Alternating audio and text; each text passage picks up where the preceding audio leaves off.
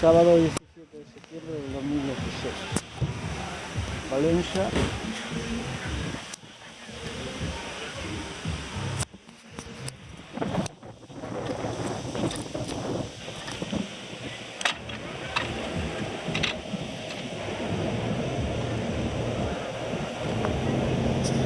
Concentración de motos.